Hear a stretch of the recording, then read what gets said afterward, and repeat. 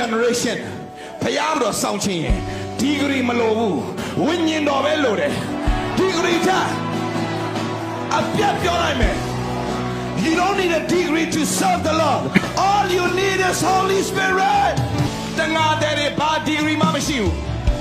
အခုကဘသူထွင်လိုက်မှမသိဘူးအမှုတော်ဆောင်ခြင်းကျမ်းစာကြောင်းတက်ကျမ်းစာကြောင်းတက်ကျမ်းစာကြောင်းတက်ဘယ်တငါတဲ့ကျမ်းစာကြောင်းတက်ခဲ့လို့လဲမြေကြီးစွန်းအောင်သာသနာရောက်လာတာဘယ်တက္ကသိုလ်ဆင်းလာတဲ့ကောင်မှမဟုတ်ဘူးတငါတဲ့တင်ပါလေအရေးမကြီးဘူးတင်ဘယ်နိုင်ငံလာလဲဘယ်ကမွေးတာလဲဘယ်တော့မြို့ကမွေးတာနဲ့ဘာမဆိုင်ဘူးကြိုက်တဲ့နေရာကမွေးဘယ်နှတအောင်လဲမအောင်လဲအရေးမကြီးဘူးအရေးကြီးတာတင်တော့ဘောတော့တန်ရှင်တော်ဝိညာဉ်တော်စင်တတ်တော့ခါကျွန်တော်ဒီတကိုးကိုခံရမယ်တကိုးအရင်မလာဘူးတန်ရှင်တော်ဝိညာဉ်တော်အရင်လာတယ်ဒါဆိုတော့မေးစရာမေးခွန်းရှိပြီစာတန်ထပ်ပြီးလှည့်စားတဲ့လူတွေအများကြီးရှိတယ်ဝိညာဉ်တော်ရဖို့ရအတွက်အကြီးကျယ်ဆက်ချောင်းဆူတောင်းရမယ် No No No No No No No No ဘာချောပြမယ်ဂလာတိခန်းကြီးနဲ့မင်းတို့ဝိညာဉ်တော်ရတာကအကျင့်ကောင်းလို့ရတာလားယုံလို့ရတာလားတဲ့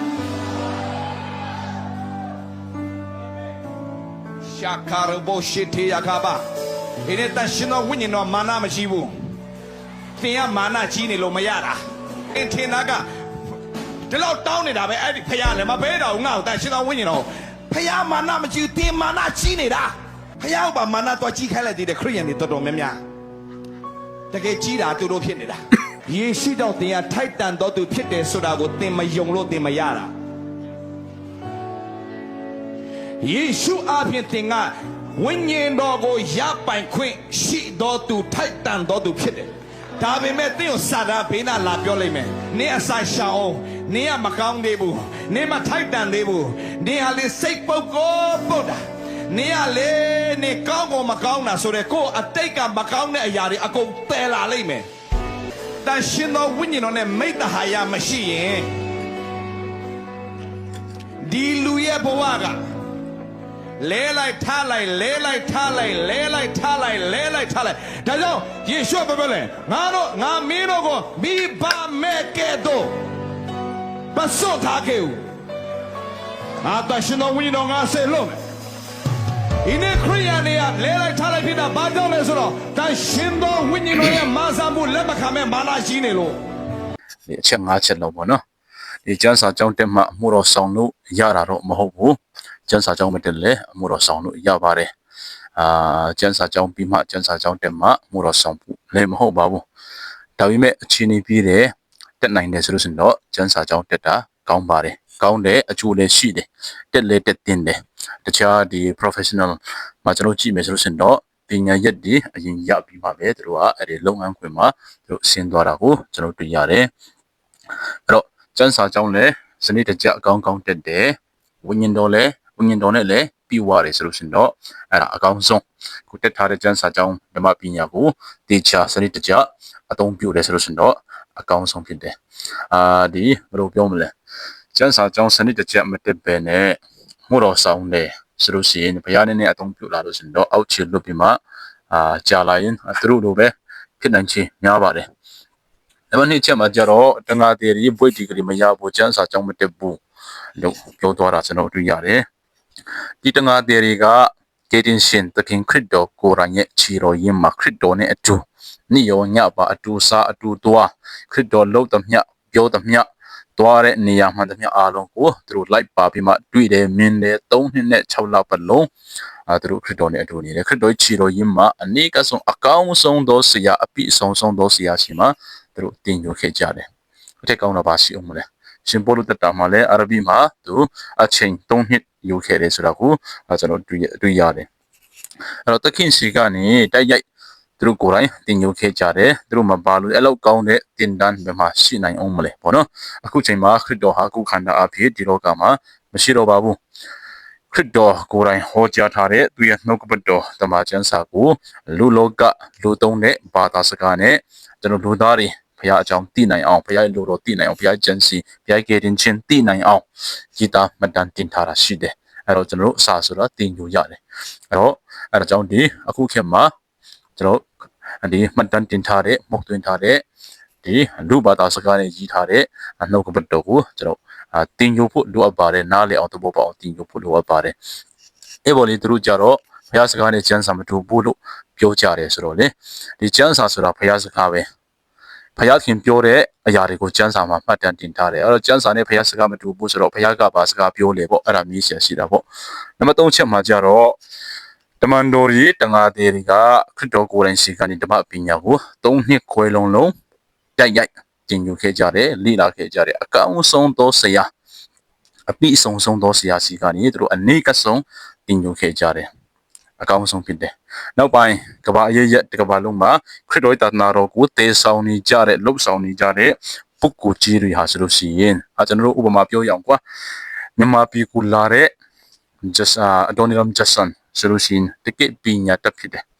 အဲ့တော့သူတို့တွေဟာသူတို့လှုပ်ဆောင်မဲ့လုပ်ငန်းနဲ့ပတ်သက်တဲ့အဲ့ဒီကဏ္ဍနဲ့ပတ်သက်တဲ့ပညာရက်တွေကိုအကောင်းဆုံးသင်ယူခဲ့ကြပါတယ်ဒီနေ့ကဘာမှာစာအုပ်ကောင်းဒီဓမ္မပညာနဲ့ပတ်သက်တဲ့နှုတ်ကပတ်တော်တမန်တရားနဲ့ပတ်သက်တဲ့ဒီလူများဆိုရဲ့အတ္တကိုတူချိပြီးမှပြောင်းလဲစေတဲ့စာအုပ်ကောင်းဝိညာဉ်ရေးစာပေတွေရေးသားထုတ်ဝေခဲ့ကြတဲ့လူမြောက်များစွာဟာဓမ္မပညာဆိုတဲ့ကျမ်းစာကြောင်းကိုစနစ်တကျနှစ်တွေအများကြီးအချိန်ကြီးအများကြီးကုန်ပြီးငွေကြေးတွေအများကြီးကုန်ခံပြီးမှတက်ရောက်ခဲ့ကြတဲ့ဓမ္မပညာတတ်တွေဘွဲ့ရတဲ့သူတွေဖြစ်ပါတယ်အဲ့တော့ဒီအကြောင်းအရာကတော့တကယ်တမ်းကိုယ်တိုင်တက်တဲ့သူတွေသိပါတယ်နော်မတက်တဲ့သူတွေကတော့ဘယ်သိမလဲကလေးမမွေးဖိုးတဲ့သူကတော့ကလေးမွေးတဲ့ဝေဒနာတွေဒီအကောင်းချီးမင်္ဂလာတွေဘယ်သိမလဲနော်